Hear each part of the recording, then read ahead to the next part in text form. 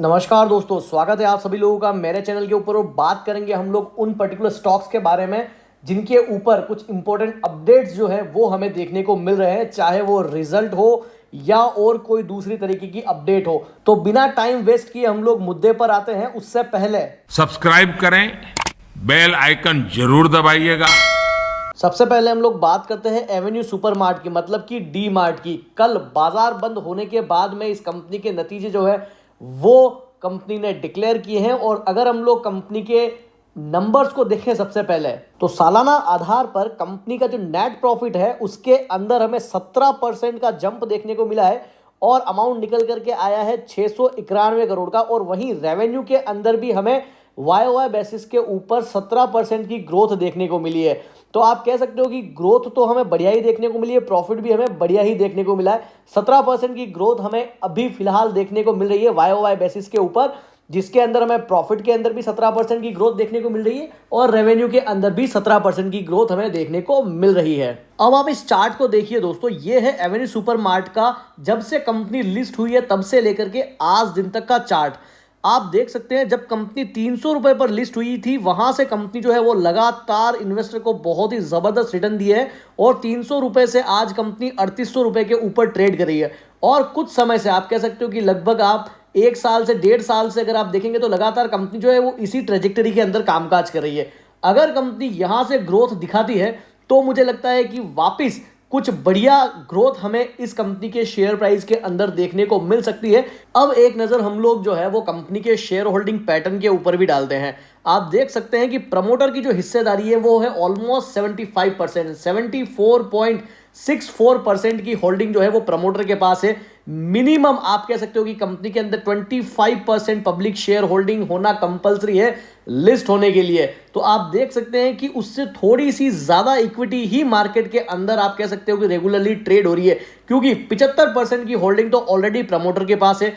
7.5% मतलब कि 7.25% के आसपास की होल्डिंग जो है एफआईज के पास है, डीआईएस के पास लगभग 8.25% और ओवरऑल पब्लिक के पास सिर्फ और सिर्फ 9.5% की इक्विटी है इस कंपनी की। तो आप देख सकते हैं कि सबसे बड़ा हिस्सा जो है वो तो प्रमोटर के पास है, उसके बाद एफआईएस और डीआईएस के पास है। मतलब कि आप देख सकते हो कि कितने ज्यादा कॉन्फिडेंट है ये लोग अपनी कंपनी को लेकर के। मतलब कि मैं प्रमोटर अगर अपनी कंपनी के अंदर 75% इक्विटी होल्ड करता हूं तो मुझे अपनी कंपनी के ऊपर कितना विश्वास होगा, वरना तो मैं as a offer for sale ला करके लोगों के अंदर वो इक्विटी बांट देता और मैं अपना पैसा लेकर के निकल जाता। लेकिन मैं इस कंपनी के अंदर रुका हुआ हूं, मतलब कि मुझे भी इतना कॉन्फिडेंट है कि मैं आगे अभी और ग्रोथ कर सकता हूं। तो इस तरीके के स्ट्रॉन्ग शेयर होल्डिंग पैटर्न से भी हमें कॉन्फिडेंट आता है कंपनी के अंदर।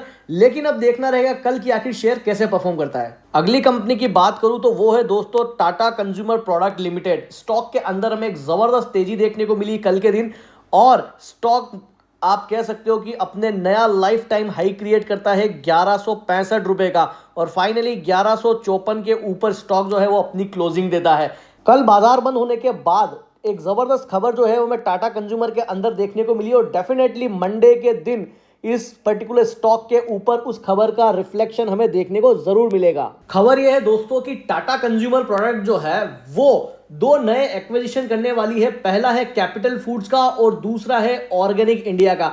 अभी हम वीडियो के अंदर आगे देखेंगे कि इस पूरे एक्विजिशन की डिटेल क्या है और कितने में वो डील जो है वो होने वाली है। लेकिन आप देखिए कि 2 प्रोडक्ट्स को, मतलब कि आप कह सकते हो 2 ब्रांड्स को कंपनी जो है वो एक्वायर कर रही है, तो डेफिनेटली उसका इफेक्ट जो है वो कंपनी के रेवेन्यू के अंदर और नेट प्रॉफिट के अंदर जरूर देखने को मिलेगा। Tata consumer product limited on Friday signed definitive agreement to acquire 100% equity shares of Capital Foods, owner of the brand Ching's Secret and Smith and Jones, and Organic India, a company that sell organic herbal tea and health food। अगर मैं इस particular terms को अगर simplify करूं तो आप कह सकते हो कि बेसिकली टाटा प्रोडक्ट जो है वो टाटा कंज्यूमर प्रोडक्ट जो है वो ऑर्गेनिक इंडिया और कैपिटल फूड की 100% इक्विटी जो है वो परचेस करने वाली है। और ये जो 2 कंपनियां हैं ये क्या करती है, हर्बल टी और हेल्थ फूड के अंदर कामकाज करती है और बढ़िया आप कह सकते हो कि पोर्टफोलियो है इन कंपनियों का मार्केट के अंदर।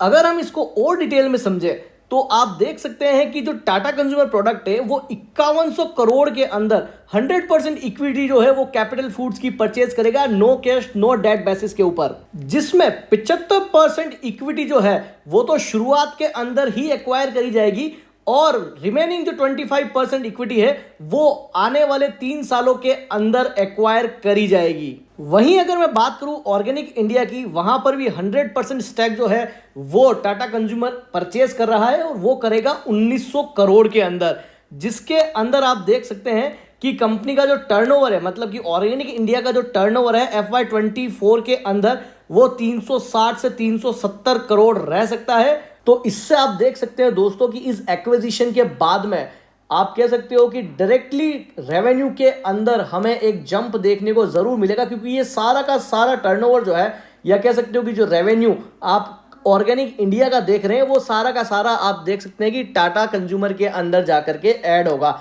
तो एक डेफिनेटली रेवेन्यू के अंदर और प्रॉफिट के अंदर हमें जंप जरूर देखने को मिलेगा इस एक्विजिशन के बाद में। अब आप ये देखिए दोस्तों टाटा कंज्यूमर का पिछले 5 सालों का चार्ट, और आप देखिए कि लगातार किस तरीके से बेहतरीन रिटर्न जो है वो टाटा कंज्यूमर ने दिए हैं।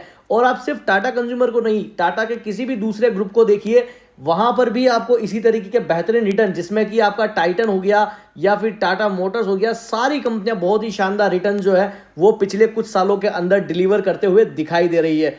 आगे भी यही ग्रोथ हमें एक्सपेक्टेड है कि टाटा के अंदर हमें इसी तरीके की ग्रोथ भी देखने को मिलेगी। आप देख सकते हैं कि पिछले 5 सालों के अंदर 400 से 425% की ग्रोथ हमें टाटा कंज्यूमर के शेयर के अंदर देखने को मिली है। तो बहुत ही शानदार कंपनी है, बहुत ही शानदार कंपनी का पोर्टफोलियो है, प्रोडक्ट पोर्टफोलियो है, उसके अलावा काफ़ी बढ़िया कंपनी के प्रमोटर्स हैं और किसी भी तरीके की दिक्कत इस कंपनी के अंदर भी नहीं है। अब मंडे को जब बात आएगी, जब बाजार खुलेंगे, तो डेफिनेटली इस खबर का असर हमें इस पर्टिकुलर कंपनी के ऊपर जरूर देखने को मिलेगा। तो ये थे दोस्तों डीमार्ट के ऊपर और टाटा कंज्यूमर के ऊपर खबर। अगर वीडियो इंफॉर्मेटिव लगी हो तो वीडियो को जरूर लाइक करें और चैनल को जरूर सब्सक्राइब करें। Thank you.